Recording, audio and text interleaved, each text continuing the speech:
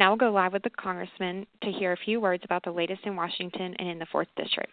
Congressman? Melissa, thank you very much. And to all of you that have taken the time to join us, thank you very much. It's very valuable for us to have your input and your questions.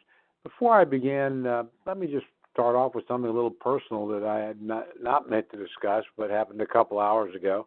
Those of you that watch the news might know that a member of Congress, a woman by the name of Jackie Walorski, and two of her staff members died in a car accident this afternoon. And Jackie was a good friend of mine, somebody that honestly made you proud to serve in Congress. She liked to refer to herself as a recovering journalist. She'd been a lot of things in her lifetime, but she'd been run for Congress in 2010 when I first met her, was not successful, ran again in 2012, and was successful, was a very good member, widely admired, well-respected on both sides of the aisle, a lot, in part because she's just a wonderful person, energetic, decent, hardworking, always kind, and had a great staff. And, of course, as I mentioned earlier, we lost two of them today. So it's just a reminder. I just say this to all of you. Remember how fortunate we all are, how fleeting life is for all of us. And tonight, just be thankful for your family and their safety. And remember my friend, if you can, and say a prayer for her family. It's been a tough day. Let's talk a little bit about Washington now and what's going on. It's been an eventful time in Congress because it's been an eventful time in the country. I like to say in the time I've been in Congress, and I have had the good fortune to serve for a fair number of years, this is probably the most difficult time since the Great Recession that hit in late 2008 and then lasted to 2010. And partly because we have a complex of crises going on, I would argue, right now. And most of them are due to what I would call poor policy decisions by the administration and by the Congress. The first one, crisis you see every day when you go to the grocery store and try to buy food for your family, or you are filling up your car at the tank, or if you're in business, you're trying to buy material to produce whatever you're producing, and that's inflation. You really do have to be fairly old to have ever seen inflation like this. It's the worst in 40 years. Reminds me, I was actually telling a Rotary Club meeting in my hometown of Moore. This reminded me of 1980 when I was considerably younger and I was buying my first house in Moore, and I got a call from my realtor, and she said, if you'll hurry and come in today, I can still get you a new house with less than a 10% interest rate. And we settled on 9.5%, and I thought I was lucky. And we're in a period like that now. Everything that you need, and particularly the things that you need, like food, fuel, housing, are going up much faster than the 9% interest rate. So that's crisis number one. Crisis number two is something related but somewhat independent, and that's energy, something we know a lot about in Oklahoma. Again, we always think about it as the price at the pump, but honestly, you see it just as much when you pay your heating bill, your cooling bill, your utilities. If you're in business, again, you're paying for what it takes to operate your business. It's been a time of skyrocketing prices. The third thing is every time you turn on the television, you see a crisis on the southern border. Every month that goes by, 300%, 400%, 500% more people than a year and a half ago are coming into the country illegally. It's not just those people coming across, but the amount of fentanyl and illegal drugs we've seized is up, again, several 100% over what it was in 2020. We have 2,000 vacancies at the Border Patrol because they don't think they're being supported adequately at the national level. And, of course, we have human trafficking as well, which is horrific because it usually involves minors or young people, and quite often young women, usually young women, for the purposes of sexual exploitation, so outrageous. The fourth crisis is the world we're living in and how dangerous it's been becoming in the last several years. Another lifetime, before I was in politics, I used to be a British historian, and academic, and this reminds me a lot of the 1930s. It reminds me of the time when there was a great revisionist power, that is, a power that wanted to overturn the existing international order in Europe. It was Germany then, it's Russia today. And then we had the same thing in Asia. It was in the 1930s Japan, today it's China. And each of those countries, who are great powers, are challenging the international order. One of them, of course, is engaged in a scale of warfare in Europe we've not seen literally since the 1940s.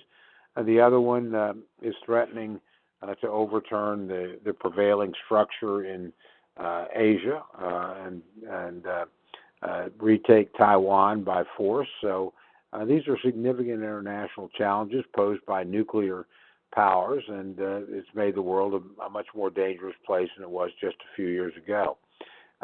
All of these things, all these crises, I think, have one thing in common. That is, to one degree or another, they're attributable to significant policy misjudgments and mistakes.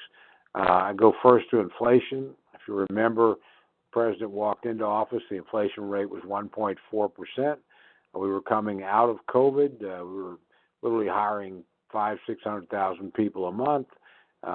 We're coming back into the workforce. The economy is growing about 6%.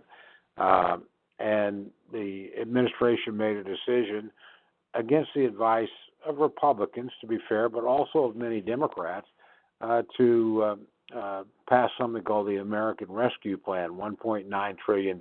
Republicans argued you don't need it. We had worked together in a bipartisan fashion during COVID, passed 5 major relief bills, all of them with overwhelmingly bipartisan votes, even though you had a Republican president, you had a Republican Senate, you had a Democratic House. They worked together. That stopped in January and February of 2021. And a lot of Democrats warned it was a mistake. I think particularly of Larry Summers, who was Secretary of the Treasury for President Bill Clinton, former president of Harvard, noted liberal economist.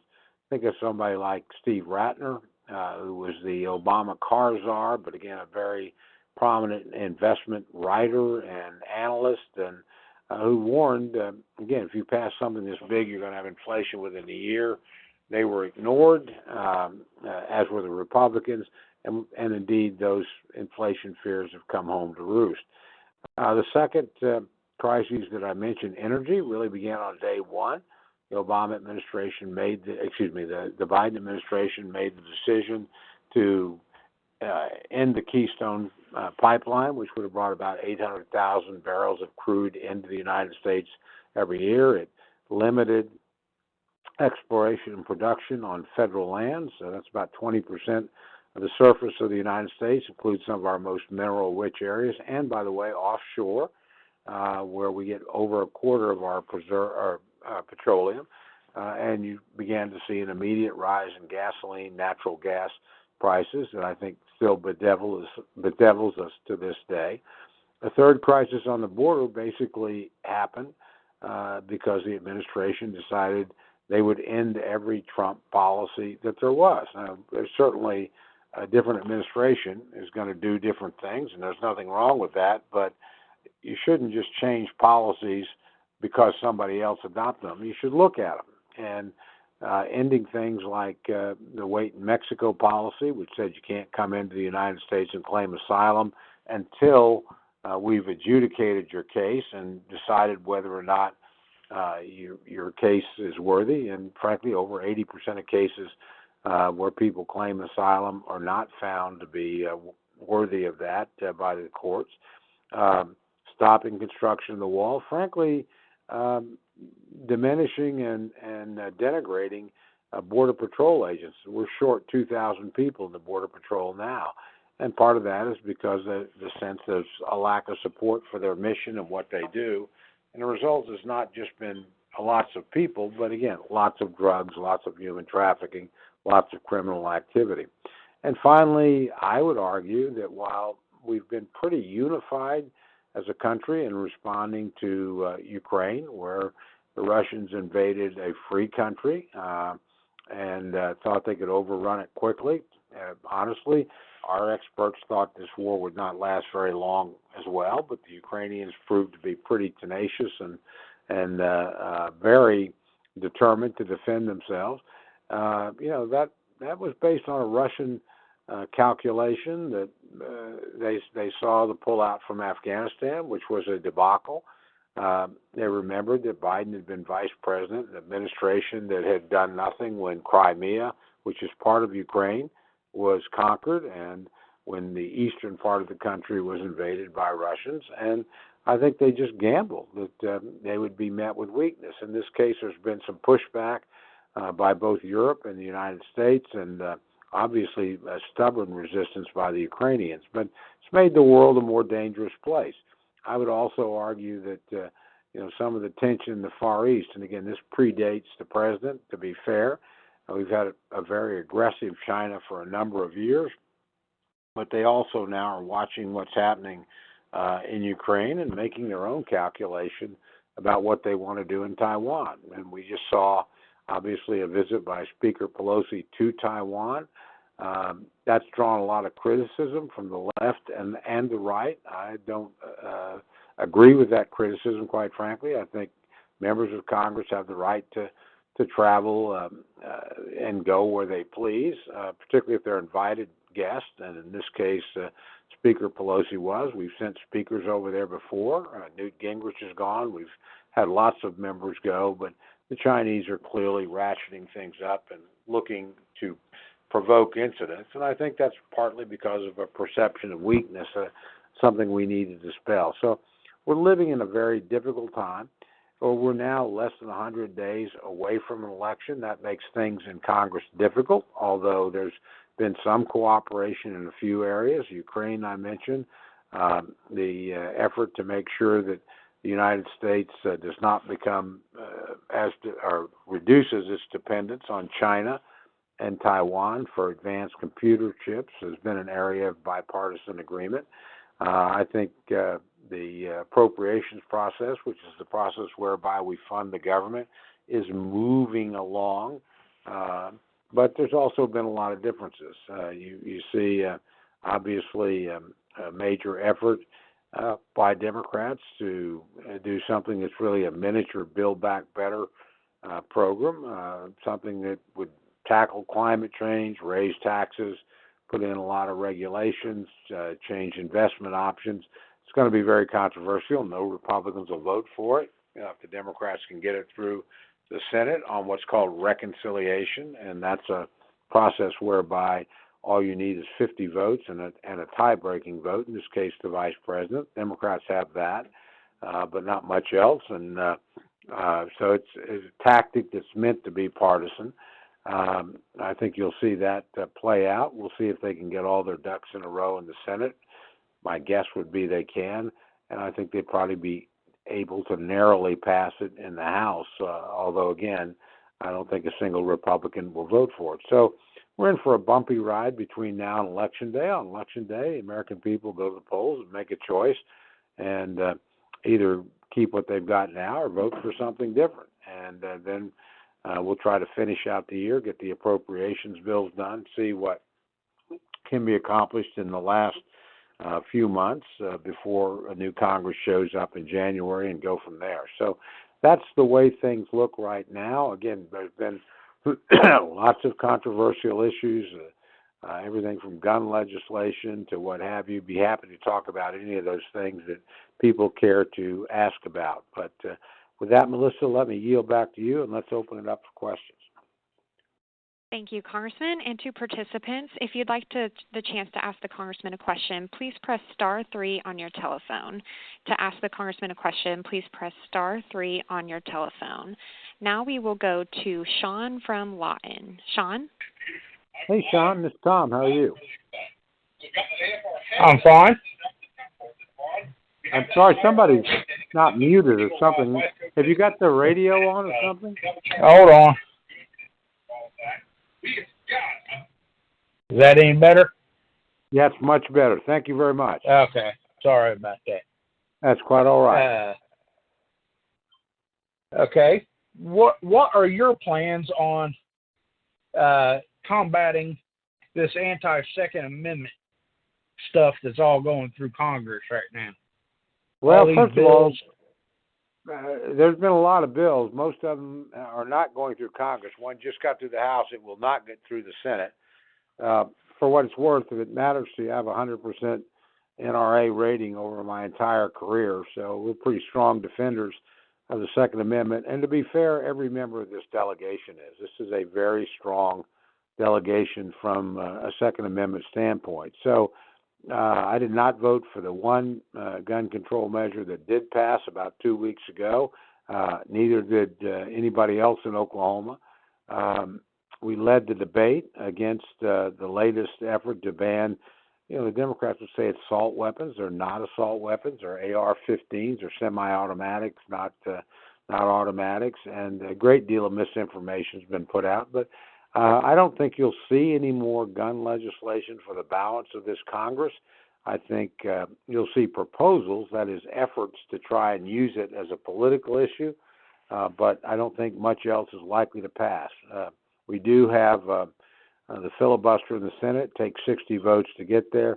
No way the Democrats are going to get 60 votes for what they just passed in the House on AR-15. So, again, I think you'll hear a lot of discussion, but you won't see much movement on the issue, and you certainly won't see any votes out of the state of Oklahoma in favor of it. Thank you, Congressman. And again, for participants, if you would like to ask the Congressman Cole a question, please press *3 on your telephone. Next, we will go to Maxine from Moore. Maxine? Hey, Maxine, how are you? I'm fine. How are you, Congressman? Very good, thank you. I was wanting to know about the bill, the inflation fighter, supposedly, that they've got in, I think it's being voted on this week. They say that it's supposed to save inflation and blah, blah, blah. I think it's going to make inflation higher, and I think it's going to tax everybody, not just 15% on corporations. I can't see that it's going to help. I think it's going to hurt. I think you are 100% right. First of all, anytime you raise corporate taxes, all they do is pass it on to people. I mean, corporations collect taxes, they don't pay them. And so I think you're right about that. This really depends on the Senate right now. That's where the legislation is. There won't be any Republican votes for it, so there'll be 50. So the real question is, do they get every Democrat? If they do, then Vice President Harris will certainly vote for passage of the legislation. They've cut a deal with Joe Manchin. This has been a big shock in the Senate in that he's doing things he said he wouldn't do, but he's doing them. And not a big surprise to me, quite frankly. I mean, I'm not saying anything critical of Senator Manchin as a person. He's a Democrat. And he's been, he complained a lot about inflation, but he voted for the American Rescue Plan that set inflation off.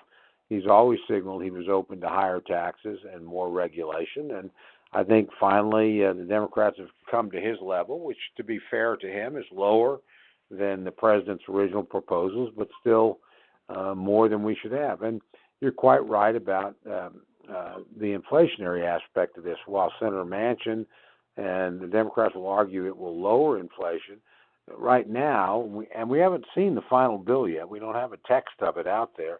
But right now, the studies that have been done on the idea suggest that at least in the next couple of years, this legislation would actually increase inflation slightly, 0.3%. But remember, that's 0.3% on top of 9.1%, which means 9.4%. So if those estimates are accurate, this will be, again, another increase on things. So in what you pay for all your products. So, yeah, I think it's a really bad idea. I certainly won't support it. I don't think anybody in our delegation will. I'm quite certain both our senators will vote no on it. I'm quite certain that all 5 of our House members will vote no, and it's going to be really close. So we'll see what they do. But remember, in the House of Representatives, even the most conservative Democrat, a guy named Gerald Golden, who represents Maine, actually votes with Nancy Pelosi 83% of the time. So we may get 1 or 2 Democratic votes. We're probably not going to get the 4 or 5 in the House we'd need to stop it. So this really gets down probably to what one senator who's not yet voiced a position, Kirsten Sinema from Arizona, thinks. I served with Kirsten in the House. She's been helpful to us in opposing some of these things, but she, and I say this with no personal disrespect, she's genuinely a pretty liberal person, and I think at the end of the day she'll find a way to get the yes. So I'm very worried this bill will pass. There's enormous pressure on the Democrats to get something done this year because they're afraid they may lose the House of Representatives. That will put the brakes on the Biden administration. But right now it's nip and tuck, and we'll see what happens over the next few days. Thank you, Congressman. Next, we will go to Augustus from Choctaw. Hey, Augustus, how are you? I'm pretty good, Congressman. How about yourself? Doing good, thank you. Good. Hey, I'm a continue guy. You'll recognize what I'm going to bring up. I am really concerned about the Social Security and the Medicare, that nobody is doing anything to stop the bill from going broke. It's the biggest thing facing our nation today. 67% of Oklahomans, that's the only retirement they will have at age 65. Yep. I totally. Oh, go ahead. You finish out, and then I'll answer. I'm sorry. I think he's already dropped off. Oh, well, I'm sorry if we happened to cut you off too soon. I apologize for that. You're right on your basic point. Social Security will run out of funds by 2033, and I shouldn't say run out of funds because Social Security taxes will still be coming in, but we'll exhaust the trust fund, and that would be about a 21% cut in Social Security. It's still going to be there, but once the trust fund is gone, and the baby boomers generated an enormous trust fund by paying in more than was going out from 1983 till about 2011 or 12, and that's really financed Social Security. But you'll have a lot of people all of a sudden in their 70s and 80s that take a 20% pay cut on their Social Security check that we don't want to happen. Same thing's true even quicker on Medicare and Medicaid. Those 3 programs, by the way, are most of what the federal government spends. Most people don't realize it, but Medicare, Medicaid, Social Security amount to over 60% of the total federal budget. Defense, which is the next largest item, is actually only 15%. So these 3 programs are funded largely through payroll taxes. I actually have a bill on Social Security that would set up a commission. So we went back and did what Ronald Reagan and Tip O'Neill and Howard Baker did back in the early 80s, and that is relook at Social Security and make some reforms in it, make recommendations to Congress. Congress would then have 60 legislative days to enact them. So I've got legislation I think would set up a process to get us there. I've introduced it quite often with Democratic support for almost a decade now, but we've never been able to get things because people would rather demagogue Social Security and fix it. It's not that hard to fix. It's basically a math problem, but you're exactly right. It needs to get done. I would feel better if both parties were running on what they would do to fix Social Security and Medicare, but neither party has been willing to do that. So all I can tell you is we're going to keep pushing.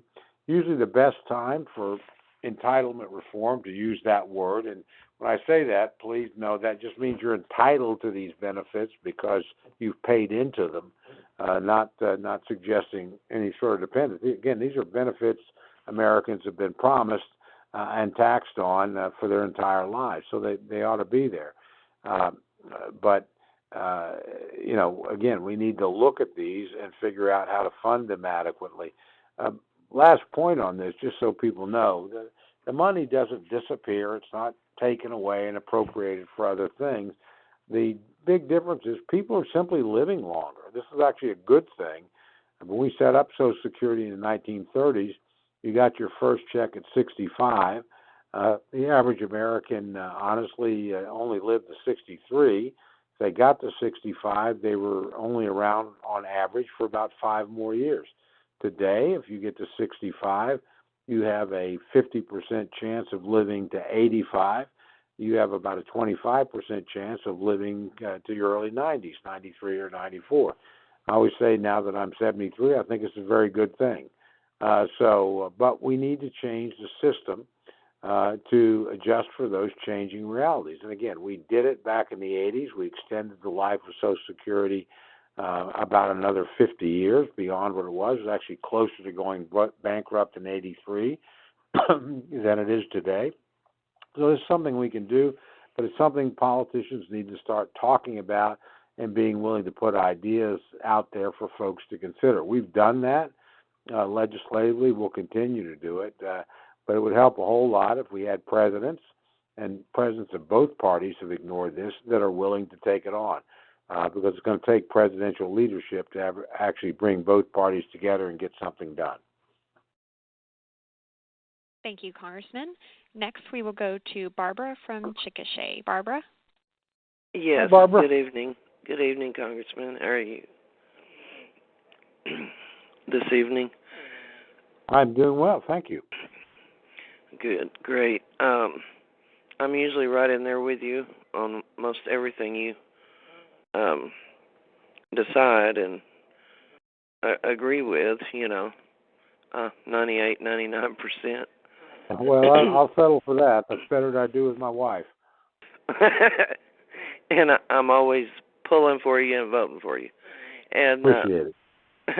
I agree on the Medicare and stuff, and Social Security. That's exactly right about what you're talking about. That I think everybody's kind of concerned about a lot of things. It's like we've got a big hot ball of wax that's just going every direction and not making sense at the moment. A lot of it, most of it.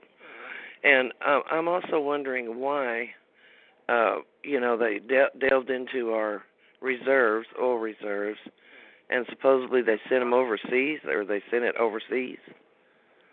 Well, is that correct? First of all, yes, it is correct. They didn't send it overseas. They just put it on the market, and companies buy it, and then the companies decide where it goes. So it's not like there's a direct purchase from another country. It's usually oil companies buying it. You're right to be concerned about this. I think it's a huge mistake to have done it. In the short term, it probably does help keep the price down a little bit, but we now have our Strategic Petroleum Reserve at the lowest level it's been since the 1980s.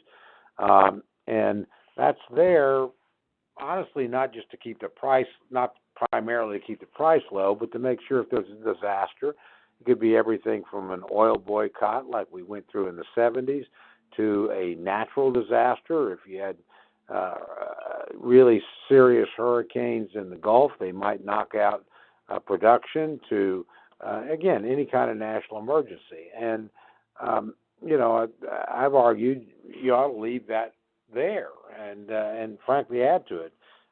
Frankly, President Trump, if you'll remember, 2 years ago, there was actually a few months where oil was negative. In other words, nobody would buy oil. You had to pay people money to store the oil that you had because the economy had been slowed down so much.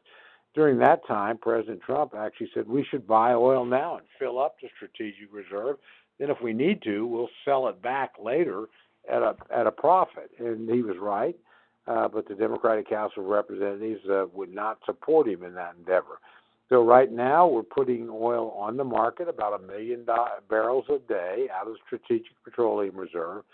People do come in. One company bought it and sent about 5 million barrels to China, but it can go anywhere in the world. The point is we shouldn't be at some point you got to refill it. And it would have been a lot cheaper to do when President Trump recommended that we do it. As a matter of fact, we would be making money on any sales that we made. Now, if you have to reverse this, outward flow, and at some point you'll need to. You're going to be paying over $90 a barrel for oil that you bought a lot less money than that. Personally, I think it's a mistake to do what the Biden administration is doing, and hopefully we can get that reversed with a new administration at some point in the not-too-distant future.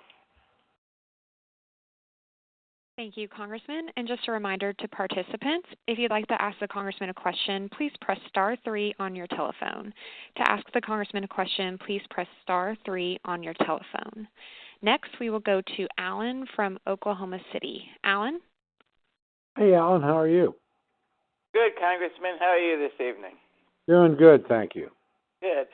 Yes, my question is, my understanding is that the administration is working with the idea or the proposal to hire, I believe, 70,000 plus additional IRS agents.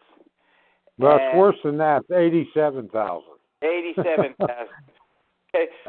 My curiosity on this is why, in heaven's name, would the administration want to hire 87,000 agents to basically unwantonly oversee not just companies but the private citizen and whatever their personal financial issues may be, as opposed to putting that funding and manpower into more border agents to defend our country? I mean, after all, as a retired military officer, I remember taking an oath saying, I will support and defend the Constitution of the United States against all enemies, foreign and domestic. And the border crisis, as you previously addressed, in my opinion, is a direct attack on this country with the fentanyl and other issues going on, the drugs of other natures, gangs, et cetera, I don't see it any other way as an outright attack on our country, using innocent people as the enemy would use, say, hiding gun emplacements in churches and monasteries so we couldn't attack them. Well, I agree 100% with what you're saying, and look, we need people on the border a lot more than we need more people at the Internal Revenue Service. Their job's simple. It's just simply to collect the maximum number of taxes. And look, I'm not in favor of anybody avoiding taxes, but I don't think most Americans are. But I don't think this is a good use of 87,000 people when we have, as you point out, literally an open situation on the border where we have hundreds of thousands of people coming in on a regular basis illegally. Most of them aren't involved in criminal activity, but many of them are, and those are bringing in drugs or involved in human trafficking.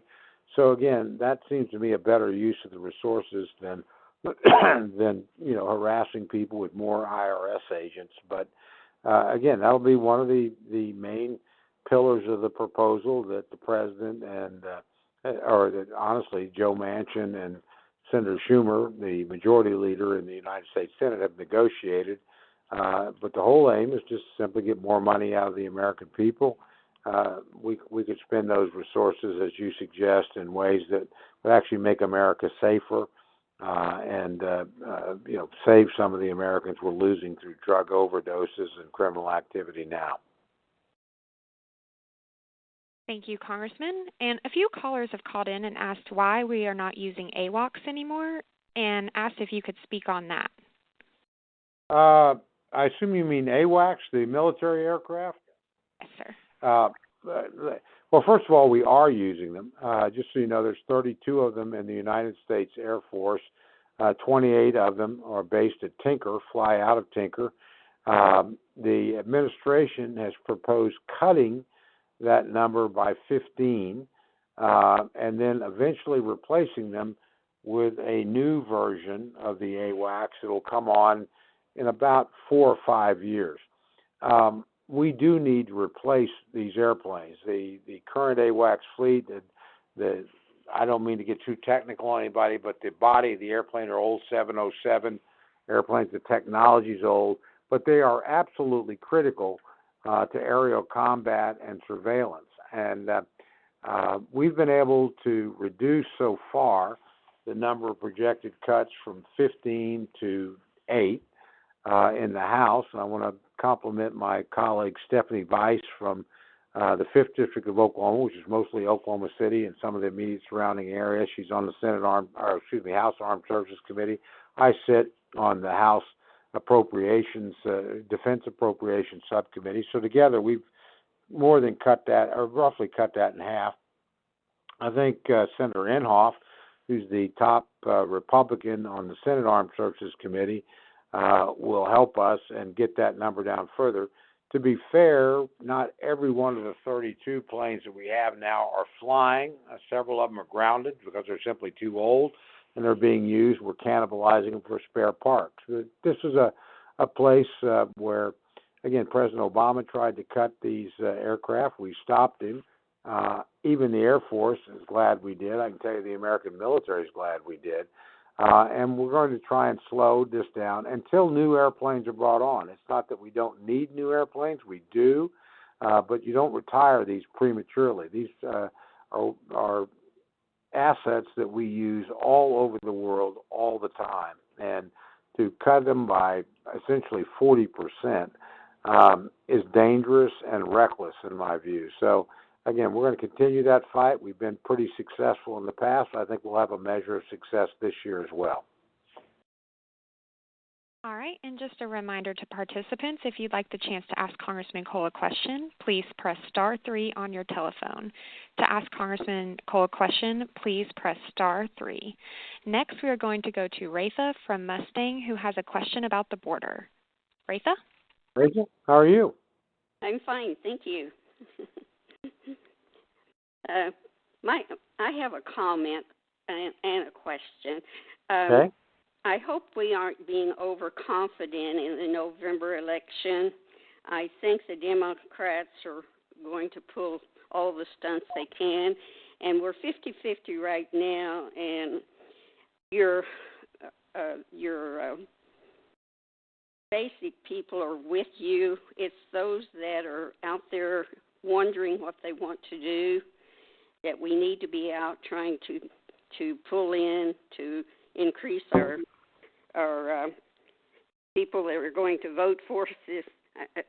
Your base is not going to do it. In other words, we need to get some more people, and we aren't getting enough information out to the public.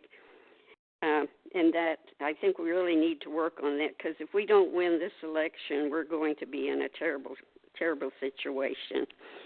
But my question is, okay.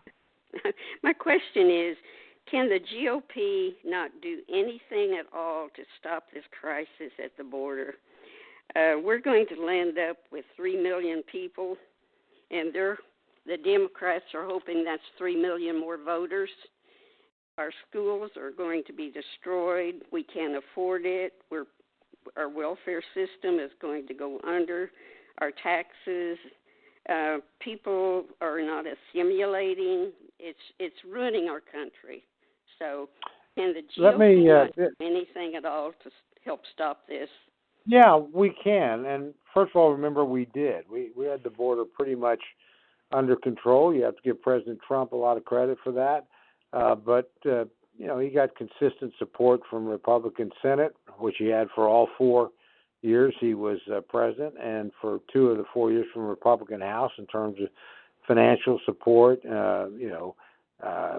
laws that he asked for, whatever. So the situation, honestly, was pretty much under control when the president left office. It was the decision of President Biden to totally reverse policy. That decision's been basically supported by the Democratic majorities in the House and the Senate. That will change if either the House or the Senate, preferably both, go back to Republican control, after the November elections.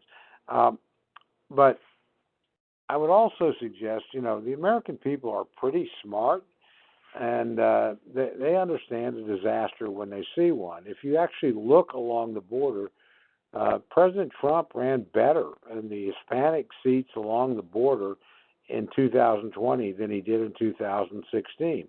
And we had a special election in the border in a seat that is 84% Hispanic, and that no Republican had won in 150 years. This was like 2 weeks ago. But the person who won the seat, it became open, is a woman named Mayra Flores. Mayra was actually born in Mexico. She is the first person born in Mexico to serve in the United States House of Representatives. She and her family came legally to the United States. Her husband is a Border Patrol agent, and she literally won a seat that is 84% Hispanic along the Texas-Mexico border. That suggests to me that people that are close to this problem, including groups that have not historically voted Republican, have changed their view and have moved. We elected another person, the same area and part of the border, a guy by the name of Tony Gonzalez, in the 2020 election. Tony, I served with on the Appropriations Committee. He's a great guy. He was in the United States military for over 20 years, non-commissioned officer. Went home, ran for office because he was worried about his community and thought, was not getting protected and taken care of. So I actually think the politics on this issue are changing in a way, not just Republican, Democrat, but again, many of these communities along that border are heavily Hispanic, historically Democrat, but are now beginning to vote Republican. That's a message that Democrats pick up on. And frankly, if you look at their campaign rhetoric, we have Democrats in New Hampshire and Arizona that have broken with the Biden administration on something called Title 42. Title 42 is a Trump-era policy that allowed us to keep people, to immediately expel people that were coming into the country if they didn't have proof of vaccination during COVID. The idea that you would let folks in a situation like that just didn't make sense. So, again, I think the politics of this issue are changing. Again, it's not that Americans aren't generous. We allow more than 1 million people to enter our country legally every year. As long as you play by the rules, historically, Americans have been very good about this. I don't think that's changed at all, but they don't want to be played for suckers, and they think you should not be able to come across the border without permission. You certainly shouldn't be doing it if you happen to be bringing drugs or engaged in criminal activity or human trafficking of some sort, and they want the law respected. And I think that's true of Americans regardless of their ethnic background or their political views. So I think this is a policy that actually is hurting the Democrats politically, and I think will cost them in November. Thank you. And again, to ask Congressman Cole a question, please press *3 on your telephone. To ask Congressman Cole a question, please press *3 on your telephone. And if you would like to subscribe to future calls like this, please press 1. Again, to subscribe to future calls like this, please press 1. Now we will go to Mark from Norman. Mark? Hey, Mark, how are you? Hi. My original question already got answered. So well, you're allowed to ask another one. All right. I'm wondering, why are we being involved in Ukraine? I don't think that they're really in our interest. I think we should keep to be less interventionist worldwide. Well, I think in Ukraine, we're involved largely because no question that the Russians have invaded a free country that's fighting pretty valiantly to defend itself, and we're worried if they're successful there, they won't stop there, that they will head into NATO countries. We do not have any combat forces there. We are not putting planes in the air or boots on the ground. what we've done is help the Ukrainians with training outside Ukraine and help them financially with weapon systems. And believe me, the Chinese are watching what happens in Ukraine very carefully because it will determine, I think, to some measure, what they decide to do in Taiwan, other parts of Asia. So, again, I actually think this is one where there's been pretty strong bipartisan support to not let them just go into a country and kill people, particularly people who are willing to fight for themselves. All they're asking for is, can you help us with weapon systems? They've not asked for our forces to come in. They did ask actually early. I should correct myself, for no-fly zones. We said we're not doing that. We're not putting American aircraft in the air over American non-NATO airspace. And again, we're not alone in this. This is something that the European countries have contributed literally billions of dollars to help the Ukrainian people. Poland's absorbed over 3 million Ukrainian refugees and has sent weapons and help to the people of Ukraine. The Baltic states have done the same thing. And, so have the Germans, so have the French, so have the Brits, so have a lot of folks. So we're not there by ourselves. And, again, my view would be we need to teach the Russians that it's dangerous to invade other countries, and because we're not at all convinced they would stop with Ukraine. But to be fair to you, that's a legitimate foreign policy question. But so far, the majority of Republicans and Democrats have felt that drawing a line in the sand, helping a free people defend themselves, is in our interest. And broadly, honestly, I agree with that and have been supportive of that. Thank you, Congressman. And we have actually gotten a lot of calls from people in the district, in both the D.C. office and the district office, about the CHIPS bill, and we wanted to get your thoughts on that as well. Absolutely. This is actually an interesting question where the parties have had some overlap and some differences. The United States developed semiconductors, or chips as they're called. As recently as 2000, we had over 36% of the world market. Other countries began to compete. Our percentage of the market is now about 12%, and we don't produce the highest-end chips in the world. As a matter of fact, both the Chinese and the Taiwanese are the two most important players in that market. To tell you what that means for our country, we were just talking about Ukraine. One of the most successful weapon systems that's been deployed there is so-called Javelin, which destroys tanks. There's about 270 chips in a Javelin. They're all made in China. None are made in the United States. So an effort was actually begun during the Trump administration to begin to bring some of that manufacturing back to the United States.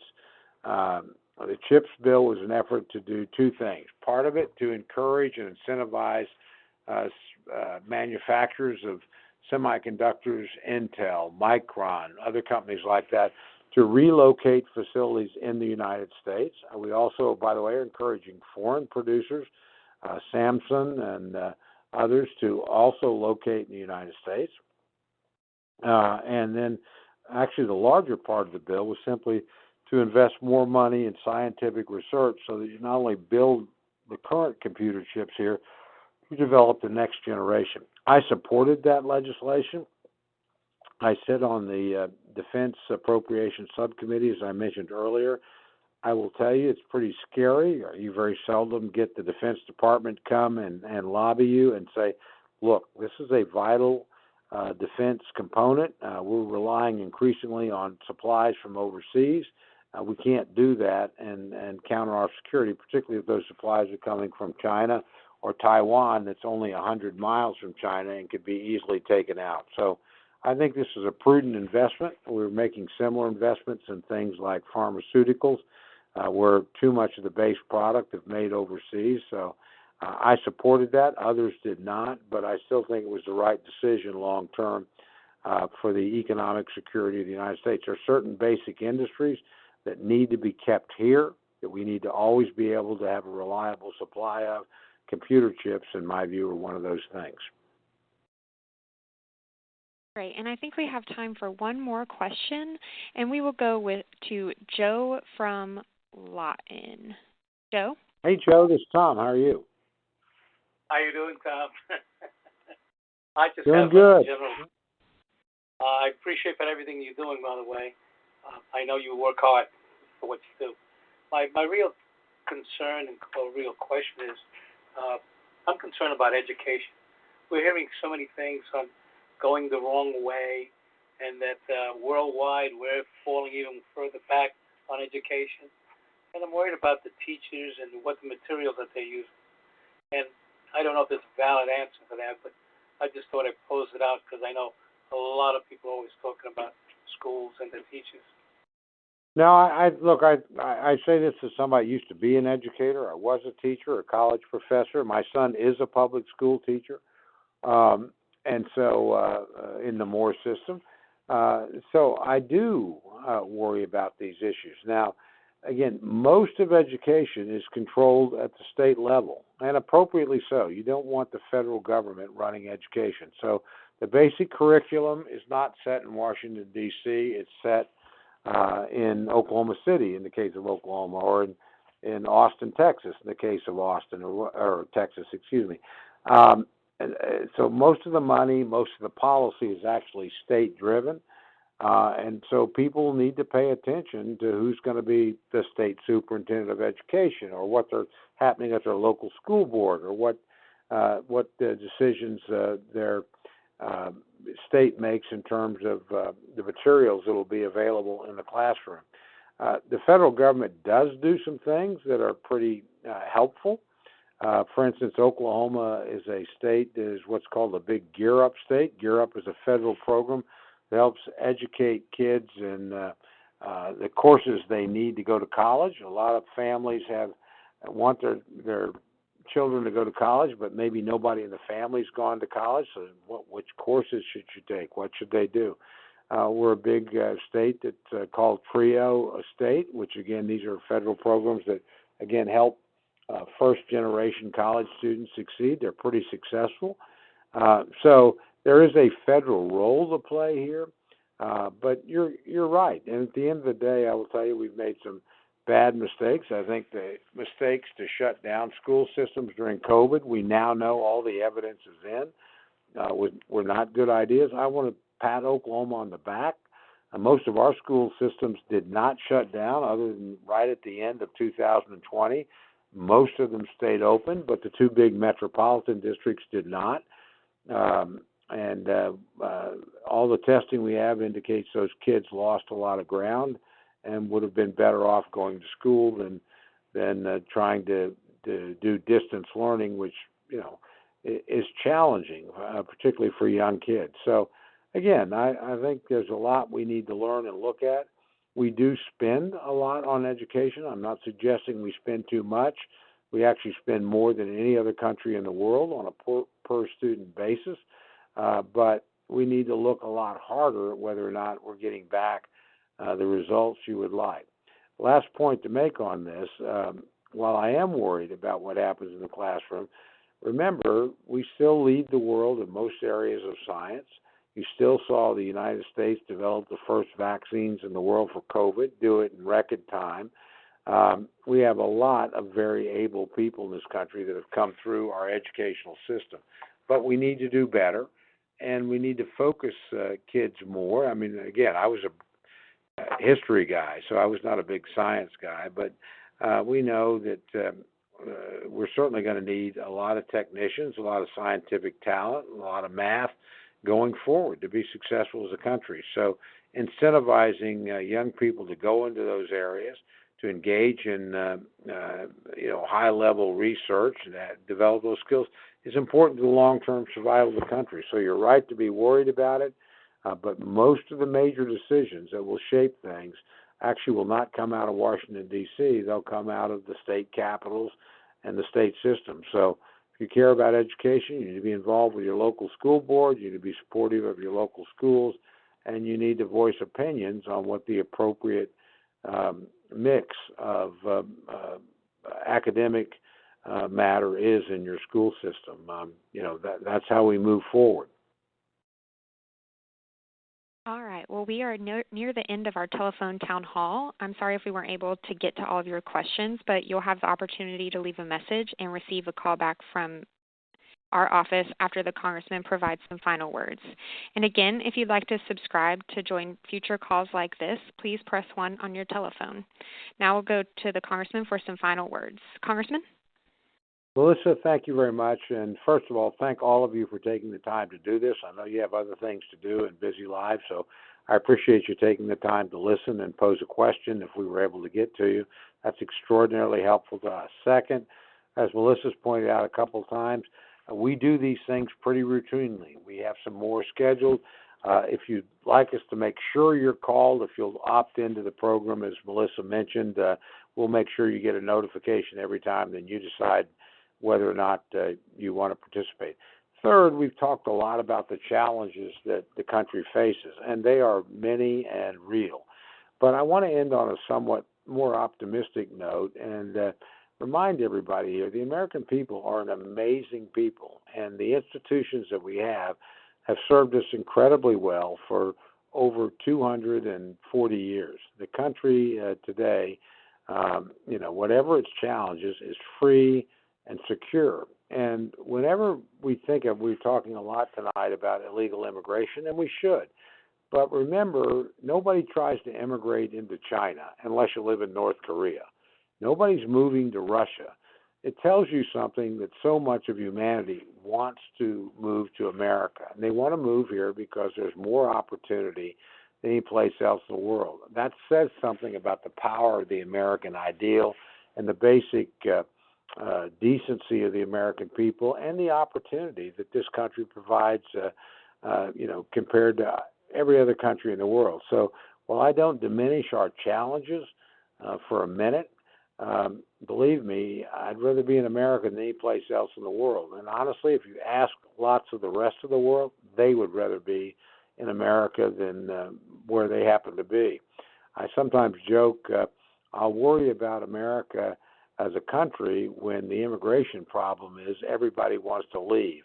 Right now, the immigration problem is people want to come, which should tell you something about the quality of life here versus other places and the confidence of other people in our institutions and our own country and what its possibilities are. So, again, we need to be serious about our challenges.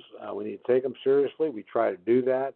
But we also need to remember we're a very blessed nation, a very free people, and we enjoy more security and more opportunity than anybody else on the place of on the planet.